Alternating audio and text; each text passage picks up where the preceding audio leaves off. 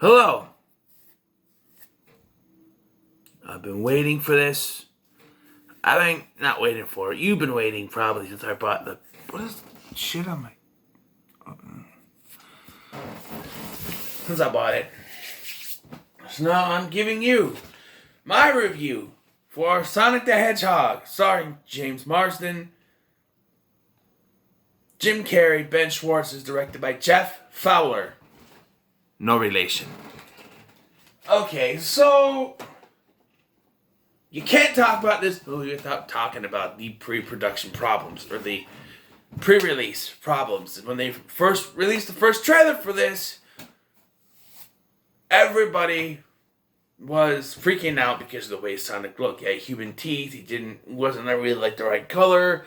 He was a little off, to say the least. That wasn't my biggest problem, though.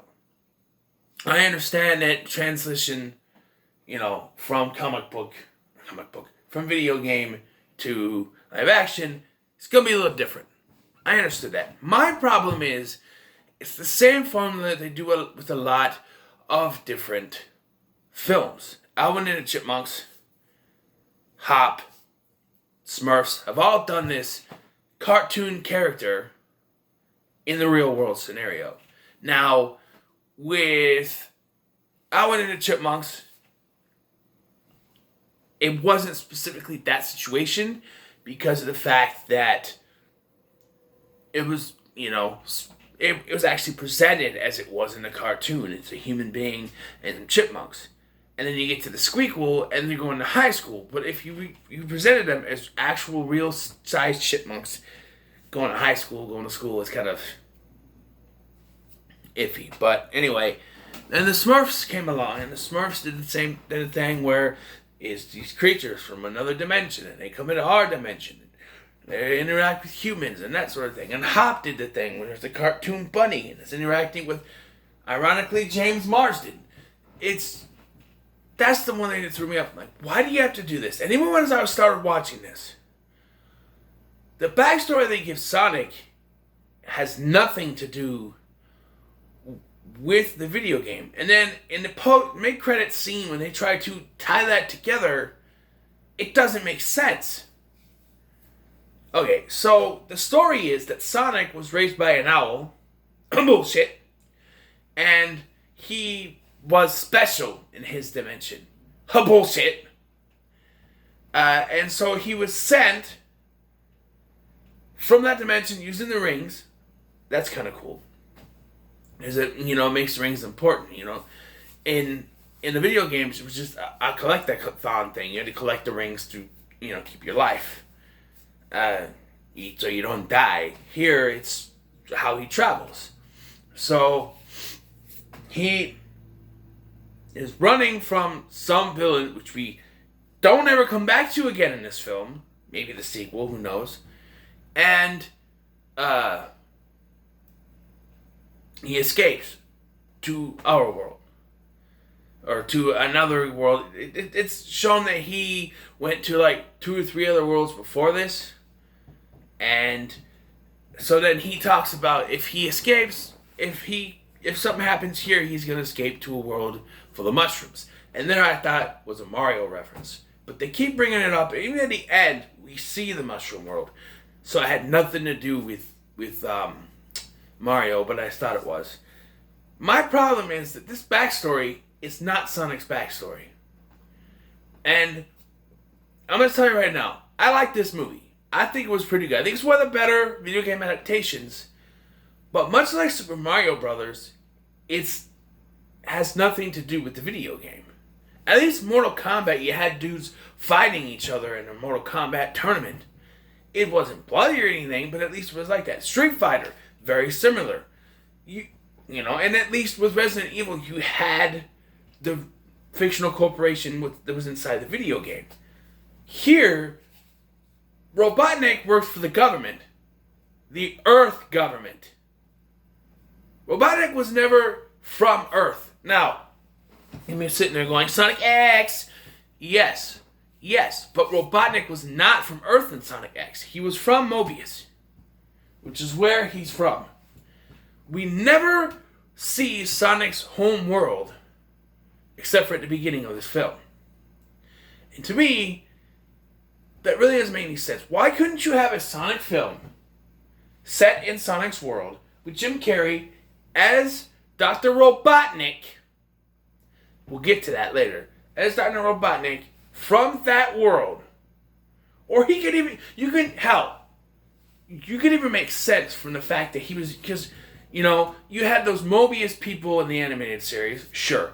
And you had Robotnik, who was like the only human there. You could have him be the one that found their world. And he's the outsider. And he's coming in with his robots and trying to take over it. That would make more sense and tie in to not only the video game, but the animated series, of course. That would make more sense. But no, you gotta have your little buddy road trip movie character out of his own element movie. Now, like I said, I like this movie.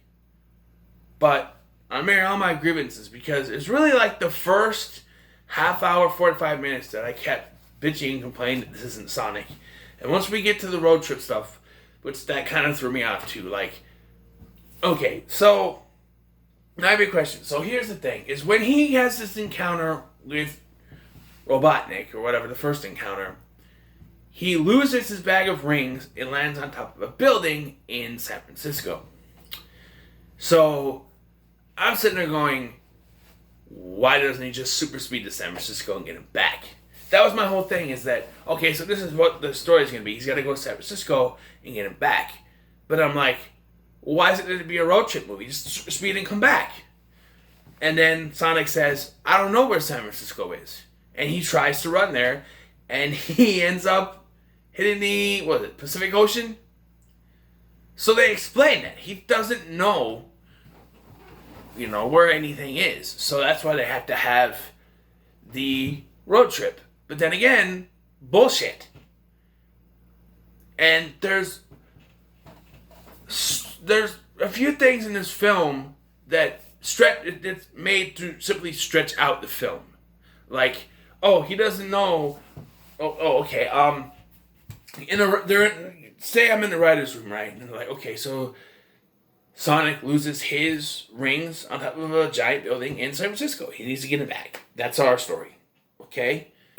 Well, why can't he just super speed there and get him? Oh, yeah. You have a good point. We need to stretch this out. How about he doesn't know where San Francisco is? Okay. So, this whole movie is a road trip. They get to San Francisco, they get to the building. Okay, now he just super speeds up the building, right? Nah, let's have them pretend. Let's add some comedy. Let's have them pretend. Let's have the cop go in and say there's someone going to jump off the roof. Even though they specifically said that no one can get to the roof without access. That specifically. Because he said he tries to go in super speed and says you can't get to the roof without a special card. And then immediately, our hero, everybody, goes in and says there's somebody. He's supposed to be the smart one. Goes in and says there's a report of a jumper on the roof. Why didn't the receptionist say, well, nobody can get through without a card, so it's, because they just established nobody can get to the roof without an access card, right? So how did the jumper get there? It makes no sense to say, okay, he can't get to the roof by going in through the building because you need a card to get in. So we'll have a maker to go in and say there's a jumper. But that doesn't make any sense because you need a card, a key card to get in. And I'm sorry, but Dr. Robotnik is too OP in this film. I understand he has one of Sonic's quills, so that probably helps him find him. But he is every fucking where in this movie. No matter where they go, he's right fucking there, and that's bullshit. It is very, very easy to figure it out. Because they get up to the top of the building, he grabs the the bag and says, I can go home now. And they're all sad because he's going to go home. I'm like, Robotnik's going to show up. Sure enough, one of his drones is right there. Because it's so predictable. Because you've shown throughout this film that he's very OP. And he's right there every single time. Oh, by the way, you know how in the trailer they show him with his bald head and his big mustache? He doesn't have that throughout the entire runtime of the film. He looks just like he does on here throughout the entire film. And only at very end, before the credits start, do we actually see him as he looks like Robotnik. Now, don't get me wrong. Jim Carrey's performance in this film is fantastic. He's probably the best part next to Ben Schwartz. He's fantastic. Don't get me wrong. But I've always had a problem with translating comic book or video game characters to the big screen. And that's that they never fucking look like they do. Jean-Claude Van Damme as Guile. Did he look like Guile? Sort of. But he didn't his hair wasn't big enough. Ken is Japanese. Or not Ken. Ryu is Asian. Never caught that from the video game, but okay, I guess it works because it's a Japanese name. Mario and Luigi, okay, but Dennis Hopper, not so much. Here, they have Jim Carrey, who is fine, by the way, with looking ridiculous throughout most of the film.